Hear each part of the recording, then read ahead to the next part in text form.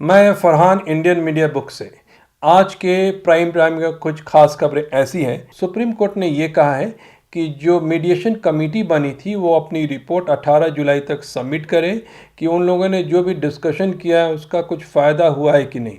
अगर कुछ फ़ायदा नहीं है तो इस कमेटी को हटाया जाएगा और 25 जुलाई से रेगुलर बेसिस पे डिस्प्यूट लैंड की कोर्ट में सुनवाई शुरू हो जाएगी। आईएमए का अपडेट ऐसा है कि मौलाना जो हनीफ अफसर साहब हैं उनको कल रात पुलिस ने अरेस्ट किया है। उनके ऊपर 2 केस के मामले आए हैं। पहला केस ये है कि उन्होंने इनकरेज किया अपने लोगों को आईएमए में इन्वेस्ट करने के लिए, और दूसरा केस है कि उनको 3 करोड़ का बंगला दिया गया है और ये दोनों की सुनवाई और दोनों की खुलासा कराने के लिए उनको बुलाया गया। हिरासत में कब तक रखा जाएगा उसका कोई मामला क्लियर नहीं हुआ है।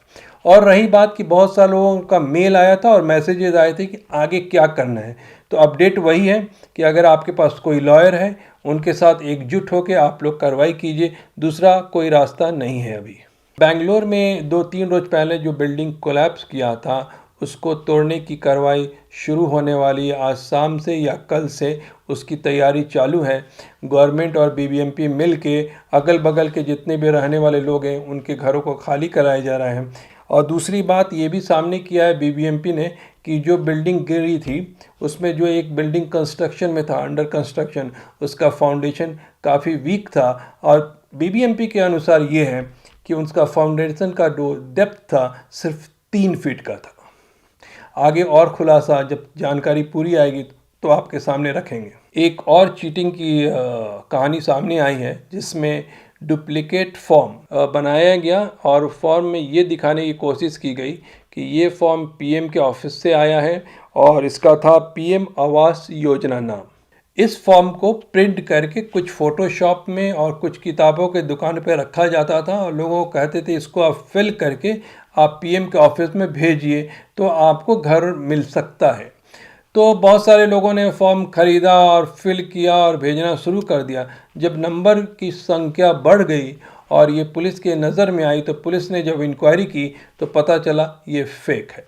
जो लोग मटन खाते हैं उनको थोड़ा सावधान रहना चाहिए बेंगलोर में, क्योंकि एक कहानी सामने आई है कि बहुत सारे कुत्तों को पकड़ के छोटे रेस्टोरेंट में और मटन शॉप पे सप्लाई किया जा रहा है। तो जब भी आप कहीं से मटन ख़रीदते हैं तो ख्याल रखें कि वो आदमी आपका भरोसा का हो, और जब भी किसी रेस्टोरेंट में आप खाते हैं तो ये देख लें कि स्टैंडर्ड कैसा है और उसका ऑनर किस टाइप का है, क्योंकि ये जो खुलासा अभी सामने आया है ये बहुत बड़ा रैकेट है और लोग कुत्तों को पकड़ते हैं और पकड़ने वालों को एक कुत्तों को पकड़ के उनको जो हैंड ओवर करते हैं उसके एवज में उसको 600 रुपया मिलता है।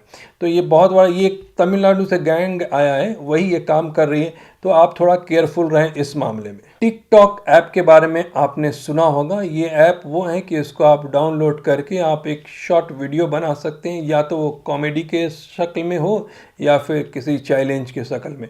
तो बहुत से यंगस्टर इसके अंदर लगे रहते हैं, दिन भर कुछ ना कुछ वीडियो बनाते हैं। उसी तरह एक लड़का हैदराबाद में वीडियो बना रहा था पानी के किनारे और उसमें वो फिसल जाता है, गिर जाता है, उसमें उसकी मौत हो जाती है। तो जो भी यंगस्टर हैं थोड़ा केयरफुल रहें ऐसी हरकत करने से पहले। जहाँ तक सियासत की बात कर लें तो गोवा की कहानी तो आप तक पहुँच चुकी होगी। कांग्रेस के जो विधायक हैं 10 लोग जाकर बीजेपी में शामिल हो चुके हैं। अब गोवा में बीजेपी पूरी तरह से बहुमत में है और मजबूत सरकार रहेगी। ये सरकार उस वक्त गिर सकती है, री इलेक्शन हो सकता है जब कांग्रेस इन सारे एमएलए को डिसक्वालीफाइड कर दे, लेकिन वो देखना है आगे क्या चलती है।